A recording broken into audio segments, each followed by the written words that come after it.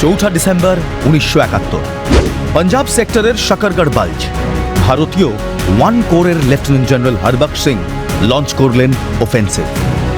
54 infantry division major general W.A. গো পিন্টোর নেতৃত্বে শুরু করে शकरगढ़ের হামলা।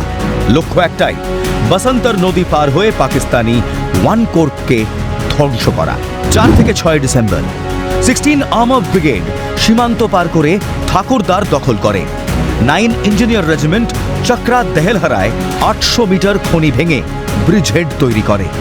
7 লাইট ক্যাভেলরি ট্রোল করে খনি ভাঙে। 4 হর্স এবং 17 পুনা হর্স ইন্ডাক্ট হয়ে 5টি পাকিস্তানি ট্যাঙ্ককে ধ্বংস করে দেয়। এরপর 7 থেকে 10 ডিসেম্বর 47 ও 91 ইনফ্যান্ট্রি ব্রিগেড ব্রিজহেড সুরক্ষিত করে।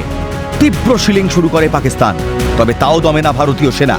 তারাও শুরু করে কাউন্টার অফেন্সিভ। 11 থেকে 14 ডিসেম্বর 17 পুনা হর্সের সেকেন্ড লেফটেন্যান্ট অরুণ ক্ষেত্রপাল খনিতে ঢুকে 10টি প্যাটন ট্যাঙ্ক ধ্বংস করেন, তারপর শহীদ হয়ে যান। মরণপ্রাণ তাকে পরমবীর চক্র দিয়ে সম্মান জানায় ভারতবর্ষ।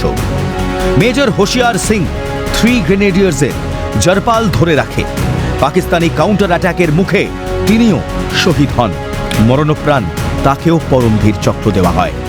মোট 46টি প্যাটন ট্যাঙ্ক পাকিস্তানের ধ্বংস করেছিল সেদিন ভারতীয় সেনা।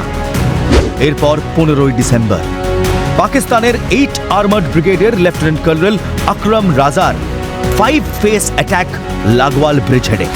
ভারতীয়রা আর্টিলারি এবং হান্টার সাপোর্ট ধরে রাখে। ক্যাপ্টেন রবীন্দ্র গুপ্তার ইঞ্জিনিয়াররা ফায়ারের মধ্যে হ্যান্ড ব্রিজ করে। এরপর আসে 16 ডিসেম্বর। ভারত পাকিস্তানের 350 বর্গমাইল দখল করে। পাকিস্তান আত্মসমর্পণ করে। বসন্তর পশ্চিম ফ্রন্টে ভারতের সবচেয়ে বড় ট্যাঙ্ক যুদ্ধের বিজয় ক্ষেত্র। অরুণ ক্ষেত্রপাল ও হোশিয়ার সিংয়ের বীরত্ব অমর হয়ে রইল ভারতের বিজয় গাথায়। এই যুদ্ধ পাকিস্তানি আর্মার ভেঙে দিয়ে পূর্ব ফ্রন্টে মুক্তির পথ আরও সহজ করে। ক্যালকাটা নিউজ।